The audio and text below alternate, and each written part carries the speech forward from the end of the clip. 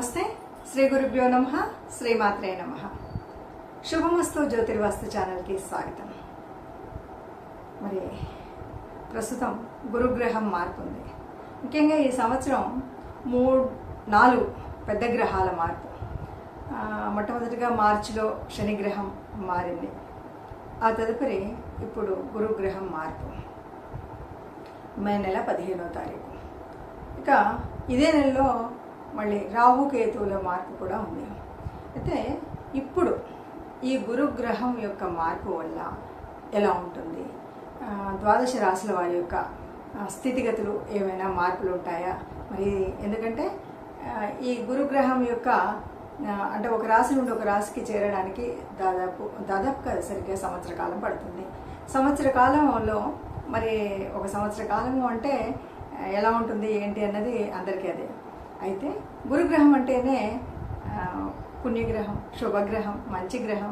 ఈ గ్రహం యొక్క దృష్టిన్న లేదు ఈ గ్రహం ఉన్నట్టయితే చాలా వరకు అంటే జన్మ జాతకంలో ఏదైనా లోపాలు ఉన్నప్పటికీ ఇలా మనకి గోచారంలో గురుగ్రహం అనుకూల స్థానంలో ఉన్నప్పుడు చాలా మంచి జరుగుతుంది అంటారు. కొన్నిసార్లు అలాగే వ్యతిరేక స్థానాలలో ఉన్నప్పుడు కూడా చెడు ఫలితం ఉంటుంది. మంచి చెడు రెండూ ఉంటాయి కాబట్టి మరి సంవత్సర కాలం ఫలితం ఎలా ఉంటుంది అన్నది తెలియాలి. అయితే ఈ సమయంలో మనం గురుగ్రహం గురించి కొన్ని విషయాలు మాట్లాడాలి. గురుగ్రహం ఎప్పుడైతే రాశి ప్రతి సంవత్సరానికి ఒక్కొక్క రాశి మారుతూ ఉంటుంది. ఈ సంవత్సరం వృషభ రాశి నుండి మిథున రాశిలోకి మారుతుంది. ఎప్పుడైతే గురుగ్రహం మిథున రాశిలోకి మారుతుందో అప్పుడు సరస్వతీ నదికి పుష్కరాలు, అంటే ఈ 12 రాసుల్లోకి మారుతున్నప్పుడు 12 నదులకి పుష్కరాలు రావడం అనేటువంటిది ఉంది. సరే, ఈ సంవత్సరం సరస్వతీ నదికి పుష్కరాలు. ఇక మరి గురుగ్రహం యొక్క చలనంలో ఒక్కొక్కసారి ఎలా ఉంటుంది అంటే వక్రగతి ఉంటుంది, తర్వాత అతిచారము ఉంటుంది. వక్రగతి అతిచారం ఇలా ఉండడం వల్ల ఏమవుతుందంటే ఈ సంవత్సర కాలంలోనే దాదాపుగా 2 రాసుల్లోకి మారడం, అంటే ముందుకు వెళ్ళి మళ్ళీ వెనక్కి రావడం అనేటువంటిది ఒక స్థితి ఉంటుంది. దీనివల్ల తప్పనిసరిగా 2 రాసుల్లోకి అయితే ఉంటుంది. అయితే కొన్నిసార్లు 3 రాసుల్లో కూడా వెళ్ళేటువంటి స్థితి ఉంటుంది. అలా ఉన్నప్పుడు మాత్రం చాలా ప్రమాదకరమైనటువంటి స్థితిగతులు ఉంటాయి అన్నది చెప్పే విషయం. సరే, ఏది ఏమన్నా మరి గురువు అంటే చాలా మంచి భవిష్యత్తునిచ్చేవాళ్ళు, విద్యనిచ్చేవాళ్ళు, తీర్థాలని, పుణ్యాలని, తీర్థక్షేత్ర దర్శనాల్ని, తర్వాత దేవత అర్చనలని, పూజల్ని, మంచి అనుబంధం కలిగేలాగా అంటే సంబంధాలు, మంచి వివాహ సంబంధాలు, అలాగే అంటే కళ్యాణకారకుడు గురువు. ఈ కళ్యాణకారకము అంటే అన్ని రకాల కళ్యాణకం. ఇల్లు కడతామా, ఒక మంచి వాహనాలు కొనుక్కుంటామా, సరే మన సంతతి బాగుంటుందా, పెళ్ళైన వాళ్ళకి అంటే పెళ్ళి కాని వాళ్ళకి పెళ్ళి అవుతుంది, పెళ్ళైన వాళ్ళకి సంతానం అవుతుంది, సంతానం ఉన్నటువంటి వాళ్ళకి సరే మళ్ళీ తదుపరి తరం వచ్చేటువంటి ఇలా ఆనందకరమైనటువంటి విషయాలను కలిగించేటువంటి వారు ఎవరయ్యా అంటే గురు భగవానుడే.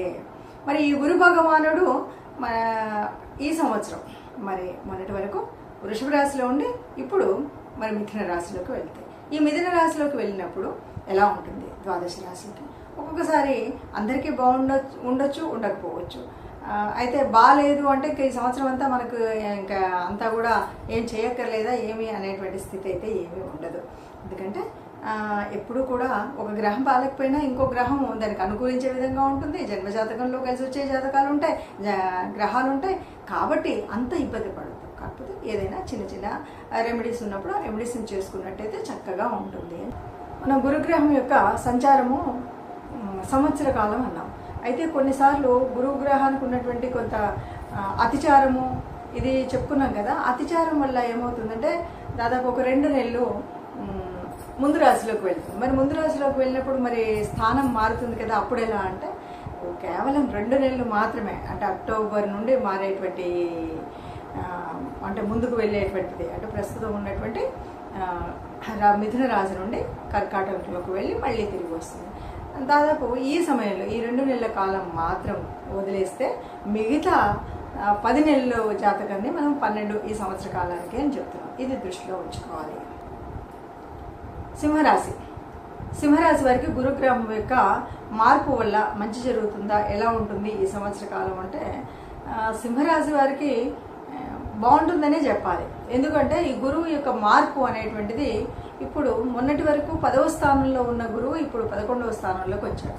మనకు తెలుసు 10వ స్థానంలో గురువు ఉండడం అనేది అంత మంచిది కాదు, కానీ ఇప్పుడు 11వ స్థానంలోకి వచ్చాడు కాబట్టి ఇది మంచిది. సరే, ఇది మంచిది కాబట్టి అన్నీ మంచి అంటే కొద్దిగా జాగ్రత్తగా ఉండాలనే చెప్పాలి. ఎందుకు అంటే ఒక రకంగా మనకు అష్టమ శని కూడా ఇప్పుడు ప్రారంభమైంది కాబట్టి రెండిని సమన్వయం చేసుకుంటూ, ఒకటి ఉద్యోగరీత్యా ఏమి ఇబ్బంది ఉండదు, కానీ ఏదైనా ఉద్యోగం మారుదాం అనుకున్నప్పుడు మాత్రం కొద్దిగా జాగ్రత్తగా ఉండాలి. ఇంకొక ఉద్యోగం వచ్చిన తర్వాత ఈ ఉద్యోగాన్ని మానేయడం ఇలాంటివి చేయాలి. కాకపోతే ఆర్థికంగా బాగుంటుంది, కుటుంబంతో బాగుంటుంది, సంతానం బాగుంటుంది. ఎక్కడైనా సరే ఏదైనా డబ్బుకు సంబంధించినటువంటి విషయాల్లో మీరు అంటే ఉంటే వాటి వల్ల లాభమే చేకూరుతుంది.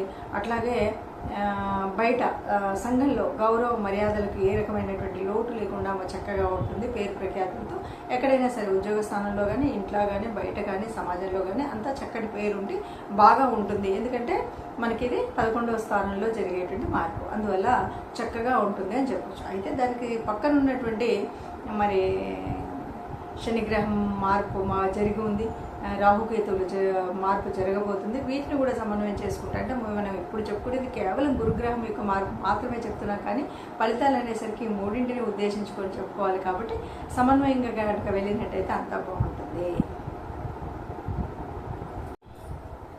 మరి ఇలా ఉన్నప్పుడు అంటే గురుగ్రహం వల్ల మనకి కొంతమందికి చాలా మంచి లాభాలనే, కొంతమందికి లేదు. ఎలా ఉన్నా సరే అంటే అనుకూలించినా అనుకూలించకపోయినా, అనుకూలించినట్టయితే ఇంకా ఎక్కువగా అనుకూలించే విధానం కోసం, అనుకూలించినట్టయితే ఆ అనుకూలించినటువంటి స్థితి నుండి అనుకూల స్థితిలోకి రావడం కోసం చేయాల్సినటువంటి కొన్ని ప్రక్రియలు. ఏదైనా మనకు ఒక గ్రహం వల్ల మనకు కొంత అననుకూలత ఉన్నది అన్నప్పుడు దానికి సంబంధించినటువంటి పరిహారాలు చేసుకోవడం మాత్రం తప్పనిసరి. మరి ఆ రకంగా మరి ఈ రాశి వారు ఏం చేసుకోవాలి ఏంటి అంటే, ఒకటి మనకు అనుకూలించినా అనుకూలించకపోయినా గురుగ్రహము అంటే ఆయన మనకు తెలుసు దేవగురు. అలాగే మనకు ఈ లోకంలో ఇప్పుడు ఉన్నటువంటి వారికి గురువులందరినీ మనం ఒక ఉన్నత స్థానంలో ఉంచడం అంటే గురువుల యొక్క శుశ్రూషలు చేయడం కానీ, గురువులకు మర్యాద ఇవ్వడం కానీ, గురువులకు ఏదైనా సత్కారాలు చేయడం కానీ, బట్టలు పెట్టడం, ఇలాంటివి భోజనం పెట్టడం, ఇలాంటివన్నీ చేయాలి. చేస్తే అనుకూలించినటువంటి వాళ్ళకి ఇంకా బాగా అనుకూలిస్తుంది, అననుకూలంగా ఉన్నటువంటి వారికి మంచి అనుకూలత లభిస్తుంది. సరే, ఇంతేనా అంటే ఇలా కాదు. మనకి గురుగ్రహానికి సంబంధించినటువంటి గురుదేవతలు ఎవరైతే ఉన్నారో గురువులకు సంబంధించినటువంటి వారి ప్రార్థన చేయాలి. అలా చేయాలి అంటే ఎవరున్నారు ఏంటి అంటే, ముఖ్యంగా గురు స్వరూపంలో ఉన్నటువంటి వారు దక్షిణామూర్తి స్తోత్రాలను చదువుకోవడం, దక్షిణామూర్తికి సంబంధించినటువంటి చరిత్ర చదువుకోవడం, అలాగే శ్రీపదుల వారి చరిత్ర చదువుకోవడం, అలాగే శంకరాచార్యుల వారి చరిత్ర చదువుకోవడం, అలాగే దత్తాత్రేయ స్వామి వారి యొక్క చరిత్ర చదువుకోవడం, వారి గుళ్ళకు వెళ్ళడం.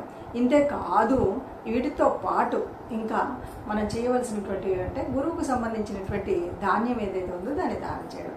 అంటే శనగ పిండికి సంబంధించింది, శనగ పప్పుకు సంబంధించినటువంటివి ఇలాంటివి ఏదైనా సరే దానం చేయడం. పసుపు వర్ణానికి సంబంధించినటువంటి పూలతో పూజ చేయడం, అలాగే పసుపుకు సంబంధించినటువంటి పసుపుల వర్ణంతో సంబంధించినటువంటి వస్త్రాలు ఏవైనా ఉంటే మనం ఎవరికైనా దానం చేసినా, ఎవరికైనా వస్త్రదానం చేసినప్పుడు ఆ వర్ణంని ఇవ్వడం అనేటువంటి చేయాలి. వీటితో పాటు ముఖ్యంగా గురువారాలు మనం, ఎందుకంటే అననుకూలంగా ఉన్నప్పుడు వచ్చేటువంటి కష్టం ఏంటి అంటే ఏదో రకంగా మనం మాట్లాడిన మాటకు వ్యతిరేకమైనటువంటి పరిస్థితి ఉంటుంది. కాబట్టి అలాంటి వ్యతిరేకమైనటువంటి పరిస్థితి ఉండకుండా ఉండాలి అంటే కొద్దిగా మౌనంగా ఉండడం అనేటువంటిది మంచిది. అందుకని గురువారం వ్రతాలు చేయడం, గురువారం ఏకభుక్తులు చేయడం, గురువారం ఏదైనా గురువుకు సంబంధించినటువంటి దేవాలయానికి వెళ్ళడం, గురువారం గురువుకు సంబంధించినటువంటి ధాన్యాన్ని దానం చేయడం. ఇంకా వీటన్నిటితో పాటు ఇంకొక విషయం కూడా మనం చేయొచ్చు గురువుకు సంబంధించింది అంటే, గురువు విద్యకు సంబంధించినటువంటి దేవుడు.